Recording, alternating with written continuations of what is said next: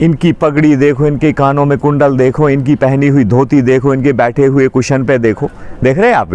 आज तक कितना इंटैक्ट है वो देखो आप, हैं? सोचिए आप, ईसा के पहली बनी हुई धरोहर, और हमने सब कुछ एक एक कार्विंग से दिखाया है। चित्र एक ऐसी भाषा होती है समझाने की कि दुनिया में जो भाषा नहीं भी पढ़ना जानते हैं, चित्र की भाषा में समझ लेते हैं। तो सिद्धार्थ जंगल जंगल चलते रहे ज्ञान पाने के लिए, और नगर नगर घूमते रहे ज्ञान बांटने के लिए, क्योंकि पाँव में चक्र है, वो रुकने कहाँ देता है। तो हम इनको कहते हैं धम्म चक्र, और भगवान के चरण पादुका की इसमें है सविद विश्वास। अवशेष भी रखे बिल्कुल बिल्कुल 100% होना है। देखो ऐसा है कि जब अरहंत सारीपुत्र का, जो भगवान बुद्ध के प्रिय थे, और उनसे पहले उनको रख लिया हमने, यहाँ से नंबर 2 से नंबर 3 से जहाँ जहाँ हमने खोजा है वहाँ वहाँ मिला है। अच्छा। और महास्तूप तो पूरा कभी खोला नहीं गया है। तो अस्थियाँ तो बिल्कुल होना ही है सांची स्तूप में। सिर पे भार उठाए हुए एक यक्ष भार वाहक कितना खुश है, देख रहे हैं आप? लेकिन वही भार दूसरे के सिर पे भी है, लेकिन इनके चेहरे में हैप्पीनेस नहीं दिखाई दे रही। आप देख सकते हैं, ये शांत है। कोई अपने जीवन में कार्य करते हुए खुश है, तो कोई उसी कार्य में चुप है, तो कोई उसको करते हुए रोते हुए। भार सब उठाते हैं, हंस के उठाएं तो, रो के उठाएं तो।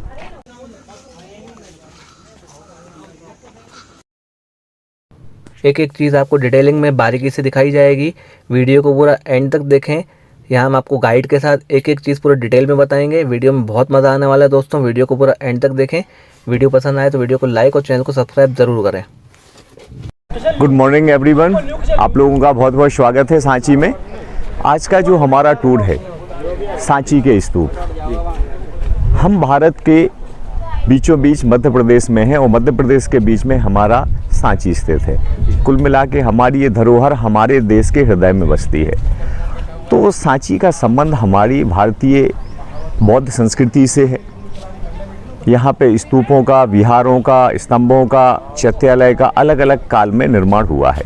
3rd सेंचुरी BC से 12th सेंचुरी AD तक भारत के महान सम्राट अशोक, जब उन्होंने बौद्ध धर्म फॉलो किया, तो उन्होंने पूरे भारतवर्ष के हमारे 16 महाजनपद, कौशल, काशी, कलिंग, अवंती, गंधार, बज्जी, वत्स, अस्मक, चेदी, कुरु, अंग, शूरसेन, मगध, 16 महाजनपदों में से अवंती महाजनपद में धर्म शिक्षा प्रचार प्रसार के लिए इसलिए इस जगह को सेलेक्ट किया था कि सम्राट अशोक को सबसे ज़्यादा सपोर्ट मिलता था सम्राट अशोक की पत्नी देवी, जिसको हम विदुषी के नाम से भी जानते हैं। वो लोकल थी यहाँ से।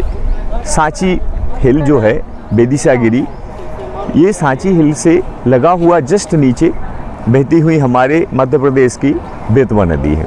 और बेतवा नदी के किनारे व्यापार होता था, जिसको हम वैश्य नगर कहते थे। आज हम वर्तमान में उस जगह को विदिशा कहते हैं। सम्राट अशोक की ससुराल हुआ करती थी, और सम्राट अशोक ने यहाँ उनकी पत्नी देवी के और महेंद्र संघमित्रा के शिक्षा दीक्षा अपने फैमिली के साथ, मतलब इस क्षेत्र में सम्राट अशोक जब उज्जैन में गवर्नर थे तो रथ और घोड़ों से दौड़ा करते थे। यहाँ पर जो है ना, पाटलिपुत्र से उज्जैन जाया करते थे।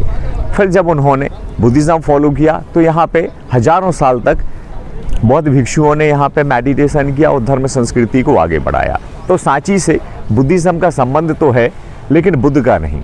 बुद्ध सांची कभी नहीं आए, क्योंकि सम्राट अशोक का समय है 273 BC से 236, और भगवान बुद्ध का समय था 563 BC से 483 BC तक।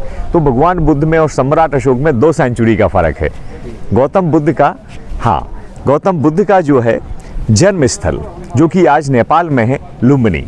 तो जो हमारे फेमस प्लेस है लुम्बिनी है, अपना कपिलवस्तु है। तो ये जगह कहलाई हमारे भारत और नेपाल के बॉर्डर पे। तो भगवान बुद्ध का जन्म हुआ एक राज परिवार में, और जन्म हुआ और 7 दिन बाद महामाया देवी, भगवान बुद्ध के जन्म के बाद उनका देहांत हो गया। तो माता गौतमी ने उनको बड़ा किया, इसलिए उनका नाम गौतम हुआ। और जिन्होंने अपना राजपाट का त्याग करके महाबोधि वृक्ष के नीचे ज्ञान प्राप्ति की, तो वो जगह बोध गया, जो कि बिहार में है। सारनाथ, जहाँ भगवान बुद्ध ने पहला प्रथम धर्म का उपदेश दिया, और कुशीनगर में गौतम बुद्ध का महापरिनिर्वाण हो गया। भगवान बुद्ध के जाने के बाद उनके जो पवित्र अस्थियों का कुशीनगर में 8 भागों में बंटवारा हुआ। तो भगवान बुद्ध की पवित्र अस्थियों को 8 भागों में बांटा गया और 8 स्तूपों का निर्माण हुआ। तो हम कहते हैं कि जब स्तूपों का निर्माण हुआ कुशीनगर और उस क्षेत्र में, तो मिट्टी से बनी हुई गुंबद होती है, जिसको हम कहते हैं कि भगवान की अस्थियों को मिट्टी की गुंबद में थाप दिया। हम उनको थूप कहते थे, और थूप कहते कहते स्तूप आया है। तो भगवान बुद्ध के मेमोरी में ये जो पवित्र स्तूप बने हुए हैं, उनमें उनके पवित्र अस्थियों को और उनके जो अरहंत प्रिय शिष्य, जैसे सांची में अरहंत सारीपुत्र और महामुद्गलायन, ये भगवान बुद्ध के प्रिय शिष्य थे, जो कि नालंदा में भगवान बुद्ध से पहले उनका महापरिनिर्वाण मीन्स उनकी डेथ हो चुकी थी। तो उनके जाने के बाद उनकी पवित्र अस्थियाँ भी सांची आई थी नालंदा से। तो आज अरहंत सारीपुत्र महामुद्गलायन की अस्थियाँ स्तूप नंबर 3 से निकाली गई, जो कि उस समय सांची मोनेस्ट्री में टीचिंग करते थे, जिसमें से 3 पीढ़ियों के 10 टीचरों की अस्थियाँ हमें कहाँ से मिली थी? स्तूप नंबर 2 से। तो उसमें मोगली पुत्र तिस्सा के भी थे, जो कहते हैं सम्राट अशोक ने अपने गुरु से ही अपने परिवार और बच्चों को शिक्षा दिलवाई थी। तो सांची विहार के 10 आचार्यों की अस्थियाँ नंबर 2 से मिली। नंबर 3 से अरहंत सारीपुत्र महामुद्गलायन का मिला। शतधारा पीछे स्तूप से भी मिला। तो आज जो हम महास्तूप की बात कर रहे हैं, जो कि आपके सामने है, इस स्तूप के अंदर एक और स्तूप है। अच्छा, सम्राट अशोक ने जो बनाया है वो स्तूप इसके अंदर है। वो मिट्टी और टेराकोटा ब्रिक से जोड़ा गया था, उसमें पवित्र अस्थियां आने का है, लेकिन वो स्तूप अंदर वाला कभी खोला नहीं गया। बाहर की लेयर जरूर खोल के देखी थी पीछे से कनिंग हमने, तो देखा कि इसके अंदर एक और स्तूप है। तो जो स्तूप हम देख रहे हैं, ये बना हुआ सुर्खी चूना स्टोन में बना हुआ स्तूप देख रहे हैं, जबकि सम्राट अशोक टेराकोटा ब्रिक से बनवाया करते थे स्तूप। तो वो स्तूप इसके अंदर है, बड़ी बड़ी ब्रिक्स लगी हुई है, जो मौर्यकालीन है। तो इस 2nd सेंचुरी BC में जब अग्निमित्र बशुमित्र नाम के, जो कि शुंग डायनेस्टी में ही जन्मे, दूसरे और तीसरे जो राजा थे, वो आगे तीसरे चौथे 5वें जो विदिशा रह के इस धरोहर को आगे बढ़ाते रहे। तो यहाँ पे जो हम देख रहे हैं कि जो बनी हुई पत्थर की वेदिका है, नीचे देख रहे हैं यहाँ पे, बीच में परिक्रमा के लिए रेलिंग बनी हुई है, इसको मेधी कहते हैं, ऊपर के छत्र हर्मिका लगे हुए हैं। तो ये जो काम, इसमें आप स्टोन के अंदर बनी हुई फेंसिंग देख रहे हैं ना, भूवेदिका, जबकि सम्राट अशोक यही जो है ना लकड़ी में बनाए थे, और लकड़ी का जो पैटर्न है इस पे जो है ना स्टोन में दिया हुआ है। तो यहाँ जो हम बात कर रहे हैं, यहाँ ये थोड़ा सा पास में, कि जो पहली सदी में बने हुए तोरण द्वार, इन तोरण द्वार में सबसे ऊपर आपको धम्म चक्र दिखाई देता है, जो कि आप आधा देख पा रहे हैं हम आप, क्योंकि ये पूरा चक्र था, लेकिन बीच में वर्षों तक सांची वीरान हो गया था।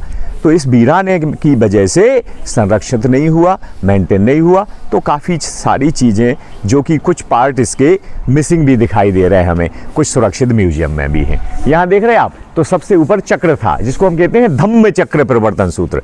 भगवान बुद्ध का प्रथम उपदेश सारनाथ में हुआ था, तो उनके पहले उपदेश को हम कहते हैं धम्म चक्र प्रवर्तन सूत्र। भगवान कहते थे कि जब समाज में शिक्षा का चक्र चलेगा तो लोगों के जीवन में परिवर्तन लाएगा। और भगवान कहते थे कि बहता हुआ पानी हमेशा साफ होता है, बहता हुआ पानी अपना रास्ता खुद बनाता है। तो जीवन में रुकना नहीं है, गतिमान रहना है। तो जैसे शिक्षा का चक्र चलेगा तो लोगों के जीवन में परिवर्तन आएगा। तो ये जो तोरण द्वार बने हैं, इनकी पहली वाली पट्टी देखो, उसके ऊपर देखो कॉर्नर में पहले फलक के ऊपर एक पंख वाला शेर बैठा हुआ है। अगर हम इसको देखें तो इसको ग्रिफिन कहते हैं। ये जो ग्रिफिन इसलिए कहते हैं कि ग्रीक लोग आने की वजह से, देख रहे हैं आप एकदम कॉर्नर में जो है ना, वो दिखा रहा हूँ मैं थोड़ा सा लाइट से ऊपर, देखो ये जो है ना ग्रिफिन है। तो ग्रीक लोग आने के सबसे बड़े प्रमाण हमारे विदिशा में है। कौन सा पिलर है विदिशा में? हेलियोडोरस का। क्या कहते हैं विदिशा के लोग? खामबाबा। तो हेलियोडोरस एक ग्रीक राजदूत थे, वो विदिशा में आके गरुड़ स्तंभ का निर्माण करवाए। तो फाइनली यहाँ पर जो हम देख रहे हैं कि ये काफ़ी ग्रिफिन वगैरह भी देख रहे हैं हम। पहली पैनल में स्तूपास और बोधि ट्रीज बने हुए हैं, मिडिल वाले पैनल में इसमें भगवान बुद्ध की माँ महामाया देवी को भी लोटस में दिखाया है, देख रहे हैं बीचों बीच। अच्छा, ये जो हाथी चलाने वाले महावत हैं, वो उस ज़माने में महिला भी हुआ करते थे, देख रहे हैं आप ये जो है ना। तो 2000 साल पहले महिलाओं का कितना ऊंचा स्थान था कि हाथी चलाने वाले राइडर गर्ल्स होना। ओरिजिनल हाथी दांत हुआ करते थे। बाजू में जो एक सुंदर महिला है, जिनको हम यक्षी और शालभंजिका भी कहते हैं, ये उस समय जो है ना। तो ये जो तोरण द्वार में नक्काशी हुई है, ये सोचो आप कि 2000 साल पहले जो कार्विंग हुई है, ये सब सैंड स्टोन में हुई है। कितना आज तक क्लियर दिखाई दे रहा है आपको, कितना इंटैक्ट है। Sanchi stupa one of the oldest stone structure of India. थोड़ा पास में देखेंगे, इधर आइए आप लोग। हम वो चीज़ देखने जा रहे हैं जो कि भगवान बुद्ध के जीवन की हर एक घटना आपको दिखाई देगी। यहाँ देखो, ये नीचे वाले पैनल को देखो आप, चारों तरफ जो है ना पब्लिक बैठी हुई है ना यहाँ पे, है ना, यही। तो ये जो पब्लिक बैठी हुई है ये सब भगवान बुद्ध के ही साधक हैं। कहाँ पर हैं ये? कपिलवस्तु में। शाक्य लोगों को चारों तरफ बैठी हुई पब्लिक, भगवान बुद्ध बीच में महाबोधि वृक्ष के रूप में है। ये सब साधक उनको सुनते हैं। देख रहे हैं ये जो पैनल जो है ना, देखो हमने कहा ना देश काल और परिस्थिति, समय है। समय जो है, जब तक हमारी संस्कृति को, हमारे कला को संरक्षण मिल रहा है तो वो कला डेवलप होती चली गई। कोई भी चीज़ हो, संरक्षण नहीं मिलेगा। अपने ही पूर्वजों के बने हुए मकानों पे अगर हम नया नहीं करेंगे, उनको रिनोवेट नहीं करेंगे, मेंटेन नहीं करेंगे तो क्या हालत होगी। तो ये 500-600 साल तक पूरी धरोहर अपनी जंगल में रही। वो तो अंग्रेज़ों ने रीडिस्कवर करके इसको एक प्रकार से खोजना, संवारना, सहेजना, म्यूजियम्स बनाना, संरक्षण, काफ़ी काम किए हैं आर्कियोलॉजी डिपार्टमेंट में। आज बड़े बड़े म्यूजियम बने हुए हैं। आज चाहे वो दिल्ली से लेके कलकत्ता तक और अंग्रेज़ों ने बनाए ब्रिटिश म्यूजियम तक, कहीं ना कहीं अपनी देश की छवि, अपनी देश की झलक, अपने देश की कला वहाँ पर भी स्थापित है। देश दुनिया में हमारी संस्कृति हमें गौरवान्वित करती है। आज हम यहाँ पर हैं। यहाँ पे अभी आप देखोगे, अगर हमारे साथ अभी पीछे चलोगे तो कम से कम 250 से 300 लोग श्रीलंका के आए हुए हैं। शायद एक बड़ा ग्रुप अभी आपने देखा होगा। हाँ, वो सब ट्रेडिशनल ड्रेस में है, सभी बुद्ध के अवशेष भी रखे बिल्कुल बिल्कुल 100% होना है। देखो ऐसा है कि जब अरहंत सारिपुत्र का, जो भगवान बुद्ध के प्रिय थे, और उनसे पहले उनको रख लिया हमने, यहाँ से नंबर 2 से नंबर 3 से जहाँ जहाँ हमने खोजा है वहाँ वहाँ मिला है। अच्छा। और महास्तूप तो पूरा कभी खोला नहीं गया है। तो अस्थियाँ तो बिल्कुल होना ही है सांची स्तूप में। अब ये होता है कि देखो, अब हमें पता तो है नहीं कि कौन सी एंटीक्विटीज़ किस जगह में दबी हुई है, लेकिन जब हम एक्सकेवेशन करेंगे तो इस जगह से काफ़ी कुछ हमें मिलेगा। क्यों? जो चीज़ें हमारी मिट्टी के अंदर दफन हो गई हैं वो खुदाई करके हम फिर निकालते हैं, लेकिन हमारी धरोहरों को हम एक्सकेवेट नहीं करते हैं, उनको हम संरक्षित करते हैं। जो खाली जगह होती है वहाँ एक्सकेवेशन करते हैं। अब कनिंघम की सोच थी उस समय की स्तूपों में क्या है, तो उन्होंने देख लिया उनको ओपन करके। हम तो इसको छूना भी गुनाह समझते हैं, क्योंकि ये धरोहर जितने दिन खड़ी रहेगी उतने ही दुनिया में हमें गौरवान्वित करेगी। और आज अतीत है अपना, हमारे मोनूमेंट वो वर्तमान में हम देख रहे हैं। अगर इनको हम संरक्षित करेंगे तो फ्यूचर में हमारे आने वाले लोग देखेंगे। यूनेस्को ने इसको 24 जनवरी 1989 में वर्ल्ड हेरिटेज साइट में आया था। सबसे पहले खजुराहो के मंदिर आए थे मध्य प्रदेश में, फिर सांची और फिर भीमबेटका। तो अभी मध्य प्रदेश में 3 तो वर्ल्ड हेरिटेज साइट काफ़ी समय पहले से डिक्लेयर हैं। लगभग ऐसे और भी 3 साइटें हैं जो भी अभी फ्यूचर में वर्ल्ड हेरिटेज साइट हो जाएंगी। है तो वो भी वर्ल्ड हेरिटेज साइट के लायक, लेकिन लिस्ट जाती है फिर सिलेक्शन होता है। जी। जैसे हम लोग कहते हैं ना, रायसेन जिले में भीमबेटका सांची तो है। अगर हम भोजपुर जाते हैं तो भोजपुर के शिव मंदिर को जो परमार राजा भोजराज बनवाए थे वो भी, अगर हम ग्वालियर जाते हैं तो ग्वालियर के, ओरछा के और हमारे मांडवगढ़ के, ये भी वर्ल्ड फेमस हैं अपनी जो है ना। तो वर्ल्ड हेरिटेज में नहीं है, लेकिन है वो इंटरनेशनल लेवल की है, क्योंकि किले में ग्वालियर का है कि नहीं। मांडू के महलों को देखो आप, खजुराहो के मंदिरों में देखो आप, कितना ग्रुप में हमारे टेम्पल में कितना अतीत छुपा हुआ है, देख रहे हैं आप।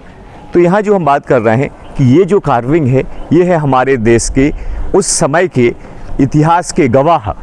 ये जो है ना, ये जो शिलालेख लिखे हैं ना, ये जो वक्त के जो निशान आप देख रहे हैं, उस वक्त में जब कार्विंग हुई है, उस कार्विंग से हमें पता चल रहा है कि सिद्धार्थ वृक्ष के नीचे बैठा करते थे और चारों तरफ उनके साधक सिर में पगड़ी धोती पहना करते थे। देख रहे हैं आप? हाँ, इधर देखो, यहाँ से इनकी पगड़ी देखो, इनके कानों में कुंडल देखो, इनकी पहनी हुई धोती देखो, इनके बैठे हुए कुशन पे देखो। देख रहे हैं आप? आज तक कितना इंटैक्ट है वो देखो आप। हैं, सोचिए आप, ईसा के पहली बनी हुई धरोहर, और हमने सब कुछ एक एक कार्विंग से दिखाया है। चित्र एक ऐसी भाषा होती है समझाने की कि दुनिया में जो भाषा नहीं भी पढ़ना जानते हैं, चित्र की भाषा में समझ लेते हैं। देख रहे हैं ना? बिल्कुल। तो बच्चों को हम चिन्हों के रूप में, शब्दों के रूप में समझाते हैं, इसीलिए बताते हैं कि उस समय सारी की सारी जो है ना चित्रों की भाषा है। तो इस चित्र में हमें बुद्ध भी दिखाई दे रहे हैं और उनके उस समय के लोगों के चेहरे भी दिखाई दे रहे हैं। अच्छा, आप देखो सिद्धार्थ जिस महल में रहते थे और रथ में निकल रहे हैं, उनका प्रिय घोड़ा कंठक है, सारथी छंदक है, हाथों में अम्ब्रेला है। जब सिद्धार्थ का महल से बाहर आते लोग नमस्कार करते हैं उनको आते देख। तो सिद्धार्थ ऐसे महलों में रहते थे, समर विंटर मानसून पैलेस में रहते थे, क्योंकि वो राजकुमार थे, इसलिए उनका चिन्ह छत्र दिखाया है, राजा के सम्मान में छत्र। यहाँ बोधि ट्री बनाया है क्योंकि इसके नीचे उनको ज्ञान मिल गया था। तो जहाँ पर भी आप देखोगे वहाँ से देख रहे हैं बोधि ट्री, नीचे बोधि ट्री, ऊपर बीच में लैडर, देख रहे हैं सीढ़ियाँ लगी हुई हैं। भगवान अपनी जन्म देने वाली माता महामाया देवी को उपदेश दे के तुषिता हेवन देवलोक से सीढ़ियों से वापस आए थे। देख रहे हैं यहाँ पे जो है ना सोपान मार्ग बना हुआ है बीच में। अब एक सबसे इंपॉर्टेंट चीज देखना है, हम इधर आओ, जो भगवान के चरण बने हुए हैं, यहाँ जाओ, ये पाँव हैं, देखे आपने चरण चिन्ह। कहते ना कि जिसकी हील में होता है व्हील, तो भगवान बुद्ध के धम्म चक्र को उनके पाँव में भी दिखाया है, इसलिए पाँव किसी और के नहीं, भगवान बुद्ध के चरण हैं, क्योंकि धम्म चक्र उनका प्रतीक है। तो सिद्धार्थ जंगल जंगल चलते रहे ज्ञान पाने के लिए, और नगर नगर घूमते रहे ज्ञान बांटने के लिए, क्योंकि पाँव में चक्र है, वो रुकने कहाँ देता है, तो हम इनको कहते हैं धम्म चक्र। और भगवान के चरण पादुका, अकेले चरण ही नहीं है, सबसे ऊपर देखो स्टार्टिंग में अम्ब्रेला दिखाई दे रहा है बीचों बीच, देख रहे हैं छत्र बीच में, वो भगवान तथागत का सिर है। उसके त्रिरथ में दो बाजू जो देख रहे हैं हम, वो भगवान के दो हाथ हैं। बीच में लोटस है, वो उनका हृदय है, और नीचे उनके पाँव हैं। तो सिर से लेके पाँव तक सजे हुए दोनों साइड के ऑर्नामेंट्स, और ऊपर से नीचे तक एक ही पत्थर में, और ईसा के पहले सैंडस्टोन में। सब विदिशा में जो हाथी दांत का काम करते थे उन्हीं ने तराशा है, इसलिए इतनी अच्छी खासी ज्वेलरी की डिज़ाइन हम देख पा रहे हैं। सोचो आप उस ज़माने में ये सब एक स्टोन में बना हुआ है। अच्छा, आप यहाँ देख रहे हैं, इधर आओ थोड़ा पास में, कि ये पहली सदी में जब ये तोरण बने तो उस समय के देखो राजाओं के, इधर से देखो थोड़ा, ये यहाँ से देखो आप, ये उनका महल बना हुआ है, जो कि श्रावस्ती के राजा, देख रहे कौशल नरेश अपने महल से निकल के जा रहे हैं। देख रहे प्रार्थना हॉल में प्रेयर करते हैं, चैत्यालय। देखो तथागत जो है ना, वर्षावास चतुर्मास श्रावस्ती के जैतवन विहार, जैतवन राम 3 कुटियाँ बनी हुई हैं, वहाँ निवास करते हैं। और वहाँ पे नगर श्रेष्ठी भी उनके साथ बैठे हुए हैं, जिन्होंने मनुष्य बनने के लिए धन दान में किया था राजा को, और उनसे जगह ली थी। तो भगवान बुद्ध वर्षावास यहाँ रुकते हैं। देखो श्रावस्ती के लोग ढोल नगाड़े बजा रहे हैं, सेलिब्रेट कर रहे हैं। इसमें मानव जीवन में राजा अपनी वाइफ और बच्चों को भी समय देते थे, अपने प्रोफेशन को समय देते, प्रार्थना को समय देते, सत्संग सुनने को समय देते थे। ये पूरी पार्ट ऑफ लाइफ, देख रहे हैं आप। थोड़ा सा जैसे अंदर आइए, ये द्वारपाल खड़े हुए हैं, यहाँ जाओ थोड़ा सा। ये जो लिखावट है ये कौन सी भाषा में है, आप देखते आओ यहाँ पे, ये कौन सी भाषा में है, पाली भाषा है। भगवान बुद्ध की शिक्षाएं, सम्राट अशोक के लिखे हुए लेख पाली भाषा में है, और उस समय की जो लिपि है वो है ब्राह्मी। कैसे पढ़ते हैं पाली भाषा को, जैसे पहले पढ़ते थे और बाद में हम लोगों ने पढ़ने की कोशिश की। तो सबसे पहला नाम आता है जेम्स प्रिंसेप का, जिन्होंने शब्दों को मिलाना शुरू किया था, कोडिंग अच्छे से की थी। तो 2 शब्दों से हमने शुरू किया, क्या, दा ना अम, दा ना अम, दानम, दानम मतलब दान। किसने दान किया, वज्जिगतशा, डोनर का नाम, वज्जिगतश, दानम मतलब दान। हर पत्थर में दानम जरूर लिखा है, देखो यहाँ पर भी, हा ना भिक्षुनी, और लास्ट में दानम।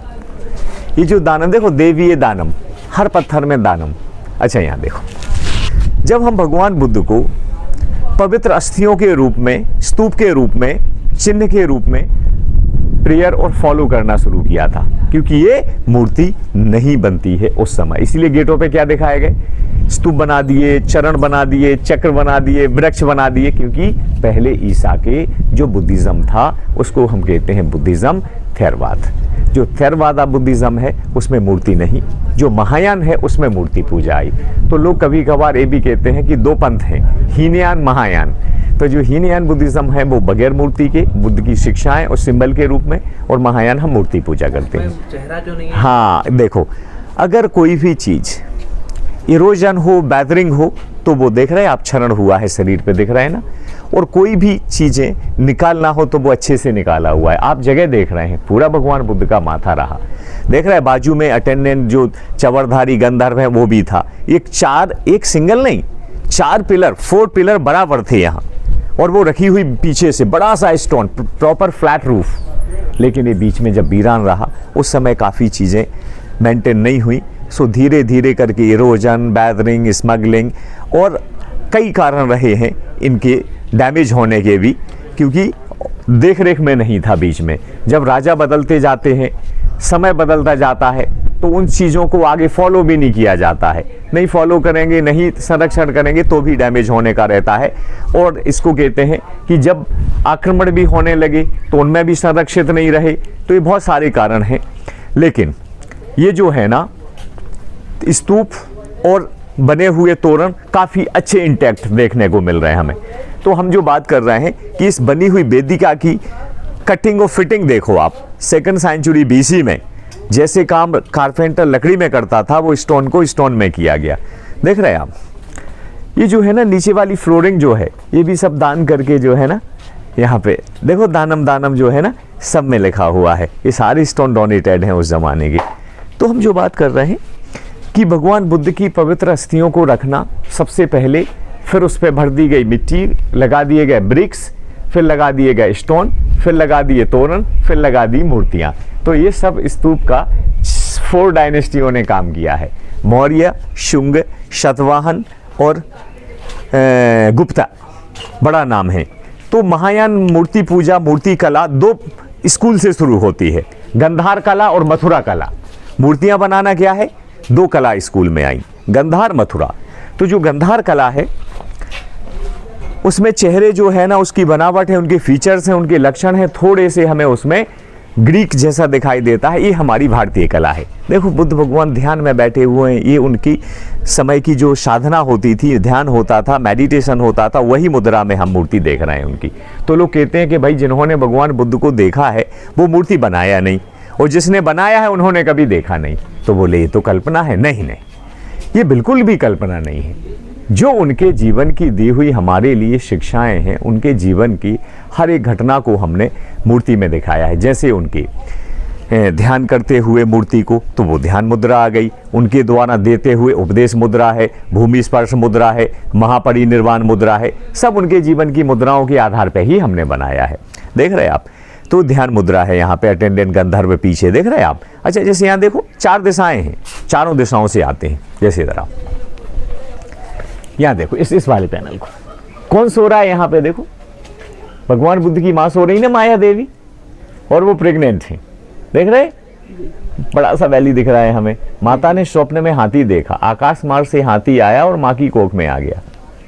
माँ स्वप्न देख रही है कि मैं तो किसी परियों के देश में थी, एक स्वप्न में अरे एक दिव्य हाथी आया और माँ की कोख में आया और उनका सपना टूट गया। पक्षी चहचहाने लगे और ये लोग ड्यूटी कर रहे थे, ये लोग बातें करने लगे कि महारानी ने तो सपने में हाथी देखा है, तो महाराज शुद्धोधन की होने वाली संतान बहुत महान होगी।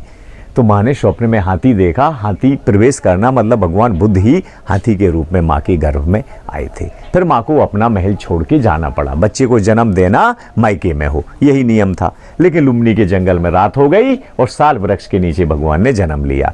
तो भगवान का जन्म भी वृक्ष के नीचे, ज्ञान भी वृक्ष के नीचे, सारनाथ के डियर पार्क में उपदेश भी वृक्ष के नीचे, और महापरिनिर्वाण भी वृक्ष के नीचे हुआ। नीचे देखो द्वारपाल खड़े हुए हैं यहाँ पे, देख रहे स्वागत करने के लिए।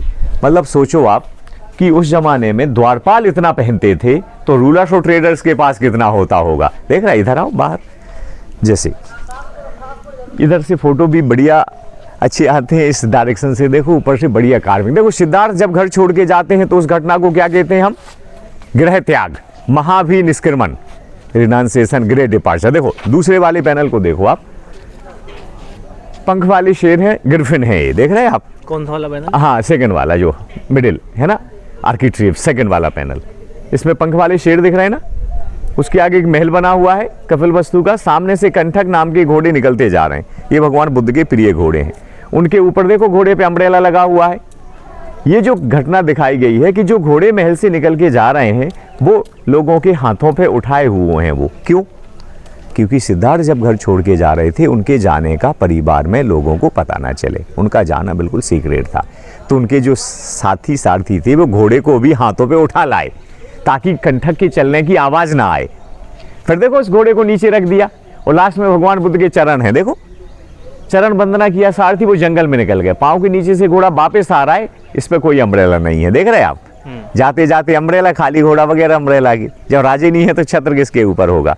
तो ये घर छोड़ के गए थे बुद्ध बनने। नीचे देखो, सम्राट अशोक अपनी पत्नी और बच्चों के साथ कलिंग युद्ध के बाद धर्म अशोक हुए, तो उन्होंने धर्म का प्रचार करने के लिए, देख रहे हैं आप, बौद्ध गया से जो है ना शुरू किया। तो सम्राट अशोक ने 261 ईसा पूर्व में कलिंग युद्ध के बाद जो हिंसा हुई, जो उसमें ब्लड बाथ हुआ, इसके बाद ही तो अशोक ने कहा कि दुनिया को युद्ध की नहीं, बुद्ध की ज़रूरत है, शांति से ही दुनिया को जीतना है।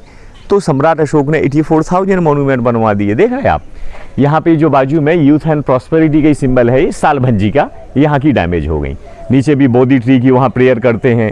भगवान बुद्ध को निरंजना नदी के किनारे ज्ञान मिला था। देखो, नदियों के बगैर दुनिया में कोई सिविलाइजेशन नहीं है। जहाँ नदियाँ हैं वहीं जीवन है। नीचे सम्राट देख रहे हैं, मगध के राजा बिंबिसार अपने महल से निकल के जा रहे हैं, देख रहे हैं। अच्छा, इधर आओ, जो स्टोरी आपको कहीं नहीं मिलेगी वो मैं आपको बताता हूँ। इधर आओ, इधर आओ। Theory of evolution. सबसे पहले कहाँ से शुरू होता है लाइफ? पानी से। क्या दिख रहा है इसमें? मछली। वो कहाँ रहती है? जल के अंदर। आगे देखो, मगरमच्छ दोनों जगह रहता है। क्या कहते हैं इसको? जल और जमीन दोनों की जगह रहने वाला। जैसे फ्रॉग, मेंढक होते हैं ना, ऐसे ही इसको हम क्रोकोडाइल को भी एम्फीबियन ही कहते हैं। इसके बाद हाथी आ गया। ना वो मछली को खाए ना मगरमच्छ को, तो उसकी लाइफ कैसे चले? तो जल में से क्या निकला? लोटस, बिल्कुल बंद। इसमें भी सीडिंग शुरू हो गई। आए हुए बीजों से हजारों पौधे हो जाएंगे। बढ़ती हुई जीवन वेल। देखो, एक सिंगल वर्ड आए, एक सिंगल, छोटे छोटे बच्चे अलग अलग फैमिली से आए। जब ये बड़े हो गए तो साथ में दिखाए गए, और बड़े हुए तो एक फैमिली में आए। यहाँ से फैमिली बड़ी तो अलग अलग 2 बेबीज आए, और एंड में देखो सिंगल ही चला गया, क्योंकि सिंगल ही आया था, सिंगल ही चला गया। ये पूरी जीवन वेल दिखाई गई है, देख रहे हैं आप। यहाँ देखो, गुप्त काल में बने हुए शब्दों को देखो आप। एक बड़ा अपील मैसेज लिखा गया कि आने वाले रूलर्स, आने वाले ट्रेडर्स, रहने वाले भिक्षुओं को अन्नदान, वस्त्रदान करें ताकि विहार चलता रहे। और बाकी सब में आपने देखे, ये दानम 51 जॉर्ज जैसा, ये मौर्यकालीन पाली है और ये गुप्तकालीन है। देखो बनावट बदल गई। इधर आओ, ये पूरे कैंपस में आप देखो तो छोटे बड़े 44 स्तूप हैं यहाँ पे। क्या हुआ था कि यहाँ पे जब भगवान बुद्ध के पवित्र अस्थियों पे यहाँ स्तूप बनना शुरू हुए, तो बाकी स्तूप बनने के पीछे ये रहा कि अलग अलग काल में बनते रहे। कुछ मनोती स्तूप बनते रहे, कुछ शारीरिक स्तूप बनते रहे। ये जो 2 पिलर के पीस पड़े हुए ना डैमेज, सोचो आप, आज भी इसकी चमक देखो ऊपर से, शाइनिंग देखो सैंडस्टोन के ऊपर। कितनी हाइट थी इसकी? 42 फीट। एक ही पीस। यहाँ देखो, यहाँ खड़ा था जहाँ ये लोग खड़े हैं बनते जी, यहाँ ये पिलर था। यहाँ कितना ऊंचा? 42 फीट हाइट। और इस पिलर के शिखर पे क्या था? हमारी भारत के महान सम्राट अशोक की राजकीय मुद्रा, जो आज अपना नेशनल एम्बलम सारनाथ से लिया है ना, अपना राष्ट्रीय चिन्ह। 4 सिंह मूर्ति इसके ऊपर भी थे, चारों दिशाओं में गर्जना करते हुए। कहते हैं कि जब बीच में वीरान हुआ, उस समय सम्राट अशोक के बने हुए पिलर को एक जमींदार तोड़वा देता है शुगर केन जूस मशीन बनाने के लिए। रोलर चलाएंगे, गन्ने का जूस निकालेंगे, ऐसे भी लोग थे। तो जब सम्राट अशोक के पिलर के टुकड़े हुए, तो इस पिलर के ऊपर का शिखर भाग चारों गर्जना करते हुए सिंह मूर्ति नीचे संग्रहालय में सुरक्षित हैं, और पिलर के पीछे हैं और बेस वही हैं। तो सम्राट अशोक का लेख आज भी लिखा हुआ है पिलर के ऊपर। सम्राट अशोक जहाँ जहाँ जाते थे तो मोस्टली शिलालेख, स्तंभ लेख जरूर लिखवाते थे। तो ये चुनार पत्थर से बना था, जो कि मिर्जापुर से आया।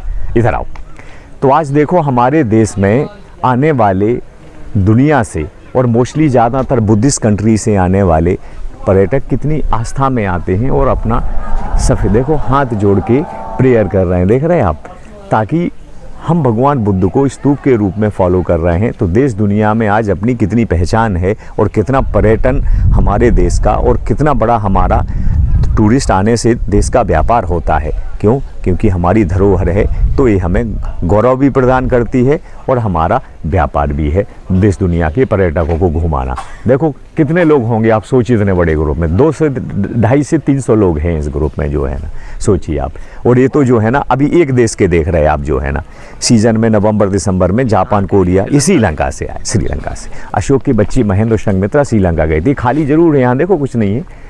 मंदिर बनाना अपने देश की, आइए, जैसे हम कहते हैं ना कि गुप्त काल, उदयगिरी में भगवान विष्णु को, सांची में भगवान बुद्ध को मूर्ति के रूप में स्थापित किया।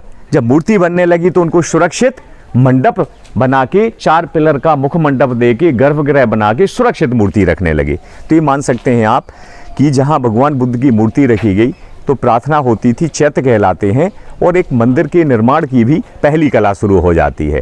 जैसे उदयगिरी है, एरन है, तो जहाँ जहाँ भक्ति जिस धर्म से होती है उसी धर्म के हिसाब से गुप्त बढ़ाते हैं। जिनको भगवान विष्णु में आस्था है वो उदयगिरी जाते हैं, एरन जाते हैं। जिनको भगवान बुद्ध में आस्था है वो सांची आते हैं।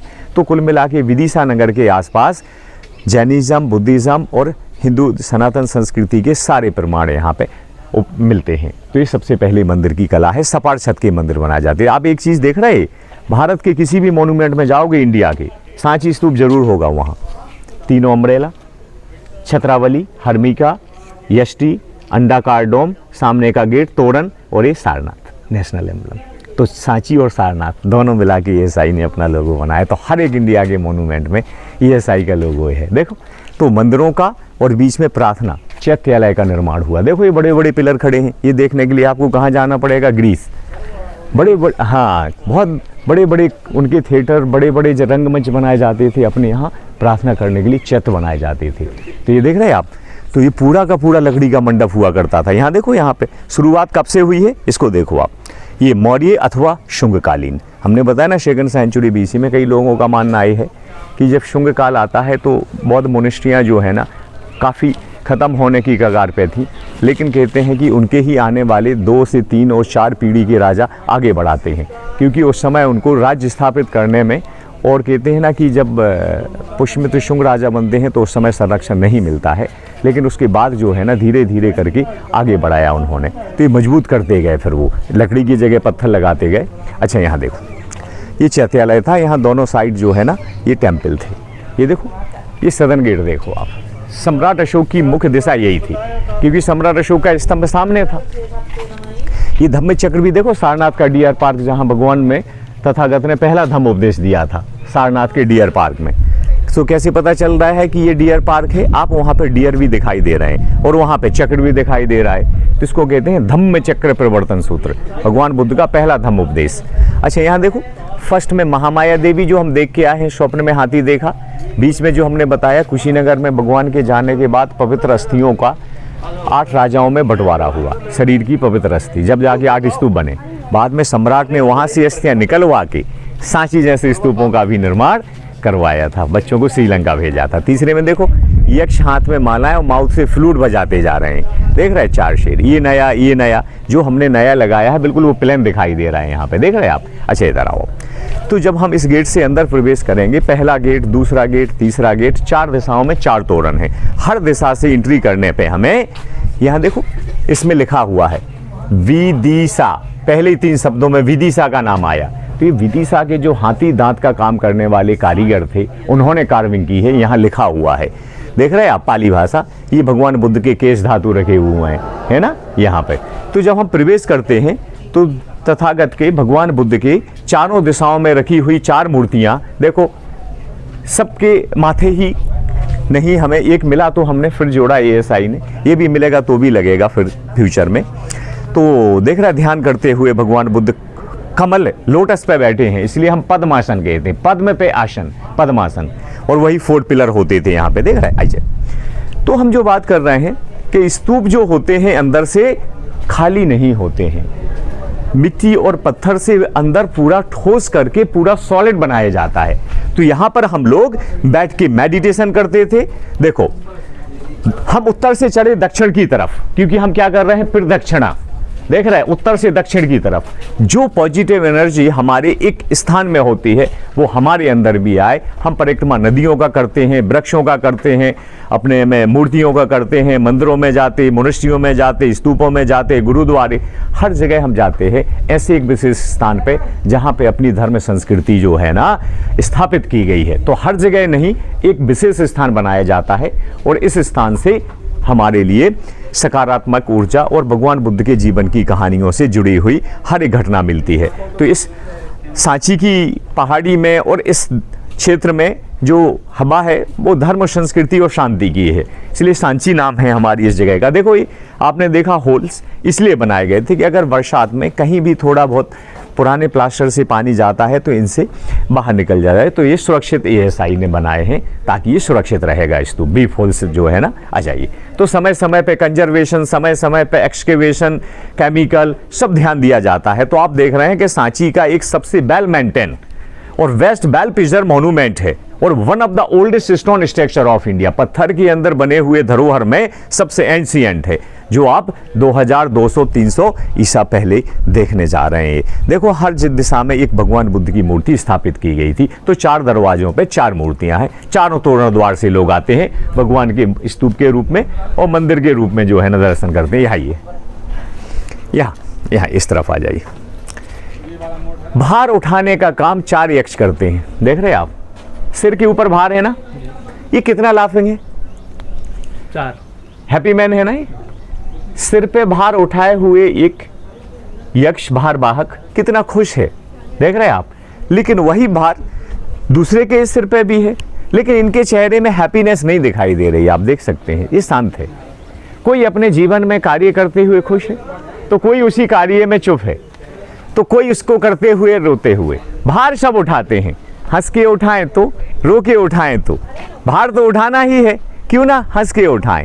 तो ये हैप्पीनेस की परिभाषा देता है अपना जो है ना। अच्छा, यहाँ आप देख रहे हैं ना, ये जो महाबोधि वृक्ष है और रूलर्स द्वारा प्रेयर हो रही है। यहाँ देखो बीच में धम्म चक्र है, यहाँ पे देवता, इंसान, जानवर सभी उपस्थित हैं भगवान का पहला धम्म उपदेश सुनने। ऊपर स्तूपास एंड ट्रीज बनाए गए हैं, बुद्ध और मानुषी बुद्ध होंगे, तो वृक्ष और स्तूप के ही चिन्ह हैं। इनके कोने में देखो एक स्पाइरल जैसे स्क्रॉल होता है, बुद्ध की कथाओं का रोल है। जब हम रोल ओपन करते हैं तो स्टोरी ओपन होती है, स्क्रॉल बना हुआ है, देख रहे हैं। मतलब भगवान बुद्ध के जीवन की कथाओं का कोई एंड नहीं है, जितना खोलते जाओगे उतना ही निकलता जाएगा। जैसे यहाँ देखो, इधर खड़े हो, आज अपनी मुद्रा जो है देखा आपने, यहाँ पे ये सारे वर्ल्ड हेरिटेज साइट हैं। जैसे इसमें एलोरा दिखाई दे रहा है आपको, और 2000 साल का इतिहास 200 के नोट में, देख रहे हैं आप। जहां आप खड़े हैं इसको मैच करिए जरा पीछे, कैसा दिखाई देता है। 2000 साल का इतिहास 200 के नोट में, तो 1000 साल का इतिहास रानी की बावड़ी 100 के नोट में, तो 500 का इतिहास दिल्ली का लाल किला लगभग 500 में। 2000 की उपलब्धि मंगलयान 2000 में था।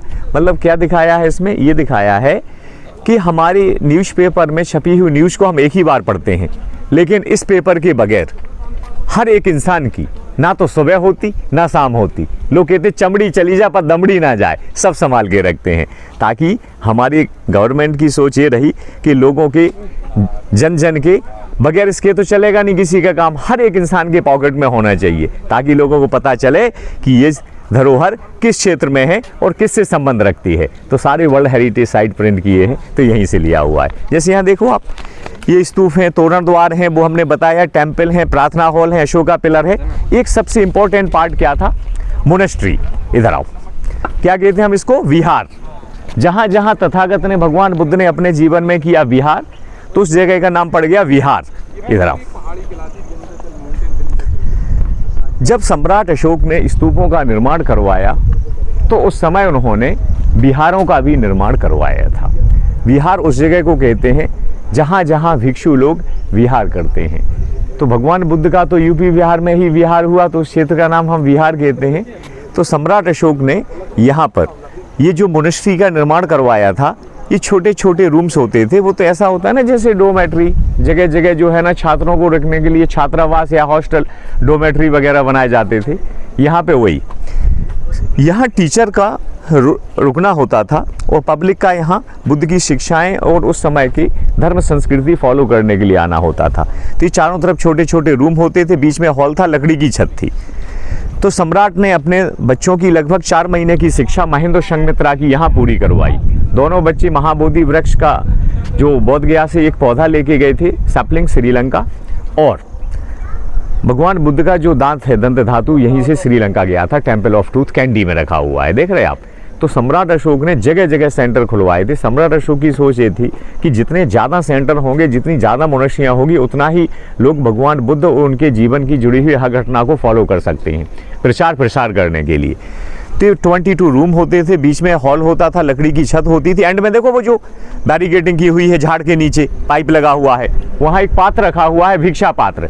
तो जो है ना भिक्षा उसमें इकट्ठी होती थी और सभी भिक्षु यहाँ पे शेयर करते थे। और ये पानी के लिए देखो यहाँ पे टैंक होता था, रेन वाटर हार्वेस्टिंग, बरसात का पानी यहाँ इकट्ठा होता था जो डेली यूज किया जाता था। तो इस पहाड़ी में 7 वाटर टैंक बने हुए हैं। अच्छा यहाँ देखो, तो स्तूप के अलग अलग पार्ट होते हैं। ये 16.4 इसकी हाइट है और 36.6 इसका डायामीटर है।